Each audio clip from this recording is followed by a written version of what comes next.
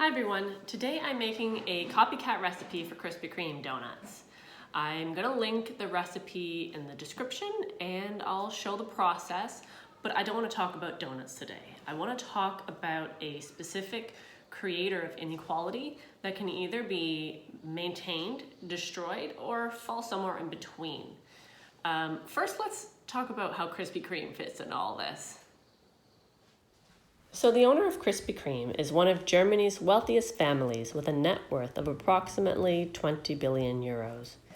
This family investigated their history and uncovered a brutal past of Nazism and slave labor.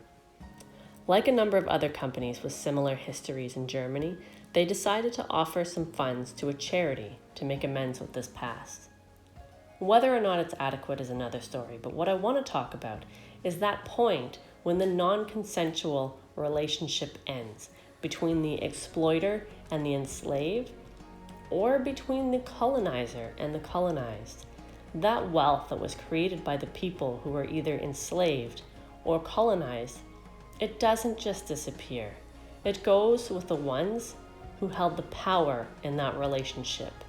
So unless there is an active effort against this, even though we say liberated, the people who were abducted from their own lives, their own wealth, and their own families to build someone else's wealth are left with nothing, and the exploiter keeps everything. Before I continue, I want to make clear that this talk is just going to scratch the surface. I'm not going in depth, speaking on other causes of inequality, covering every way that this is played out, or speaking about the exceptions. So if you feel like you want to dismiss what I'm saying with something that this isn't about, please don't. There's far too much to cover. I spent 6 years on 2 degrees studying inequality, and that was just undergrad. This isn't something that can be covered completely in just one donut making session. This is just meant as an introduction to the leading root cause of inequality in the world today, and you can explore further on your own if you'd like. So back to Krispy Kreme. In Germany, it's fully recognized that what happened during the Holocaust was horrific. It's recognized that the people who died in concentration camps and worked in forced labor camps are equal parts human to anybody else. And so there were massive compensation efforts that started after World War II, and they continue to this day. What's interesting about compensation is that people worry about the cost. But first of all, the cost is what's owed, as simple as that. Secondly, despite paying out tens of billions of euros beginning from when Germany was emerging from ruin, Germany is one of the richest nations and fastest growing economies in the world. And although nothing can make up for what happened, the survivors who were exploited during the Holocaust had a better chance to rebuild. This did not happen elsewhere. Not only that, there are even systems in place to maintain that imbalance. Let's look at colonialism. You know, that time when a number of European nations explored the world while destroying, murdering, and stealing in every nation they managed to gain power over. The biggest exploiters were England, Spain, and France. So it's really interesting to hear British people today complain about foreigners ruining everything. What a struggle to have to deal with more doctors and nurses and flavor in your food. There's a reason that the nations colonizers chose to settle in are doing far better than the ones that they pulled resources from. The colonizers used resources and people to create and build their wealth. They took from some nations and put into their own.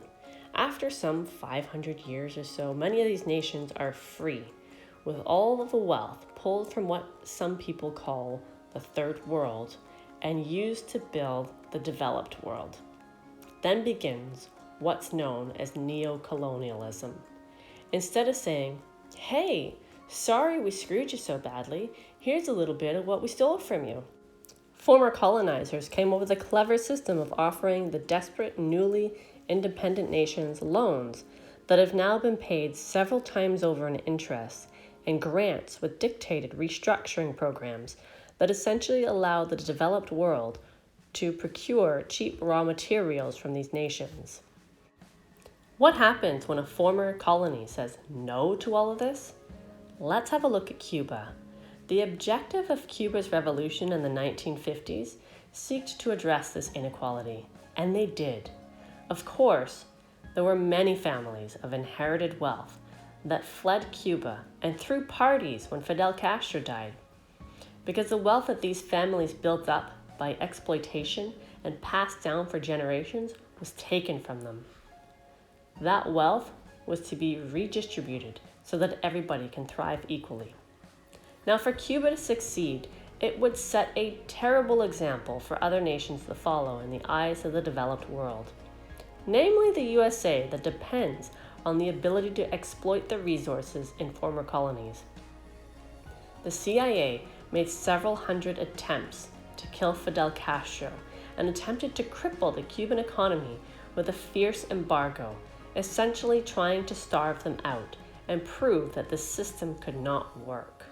Despite this, Cuba, though with limited resources due to the embargo, went about solving the problem of inequality. National health care available to everybody. The literacy rate was raised to 99%, with an average of only 10 students to each teacher. They became the only Latin American country without child malnutrition, and it was declared an international children's paradise by UNICEF. They have one of the lowest infant mortality rates in the Western world. And they're the first country in the world to eliminate mother-to-child transmission of HIV. They also send doctors all over the world when needed. All the while, the USA was actively trying to destroy them and ran a very successful vilifying campaign against Fidel Castro. Now, speaking of the US, there are clear connections between the wealth of the nation and slavery. Not just for slave owners, but for others down the line who profited from slave-made materials. Despite everything that the USA owes to the people who were forced to build that wealth, even the end of slavery did not mean that former slaves were recognized as people. When slavery ended, there was compensation. And that compensation was to the former slave owners for loss of resources. Not only were they the ones to keep all the wealth that was built upon the backs of the enslaved, they got a payout too. The people whose ancestors were stolen from their own countries and their own families and forced to work got to leave with nothing. Wealth and lack of wealth is generational. Of course, there are exceptions to this, but the slave owners had their wealth to grow, their homes and their land to pass down. Whereas the rates of poverty among Black Americans, even today, is astronomical. And it certainly doesn't help that the idea that white is superior also didn't end with slavery. You can see that with segregation as one example, and even today with the laws and enforcement designed to put far more Black people into prisons than white, or where white police officers murder unarmed Black people over and over and over again and often get away with it. So when people say, it's in the past, get over it, no, it's not over. It's still happening today. It's still wrong, and it's outrageous that there's even a debate about it. There's a debt to be paid here, and the only constant payment is dehumanization.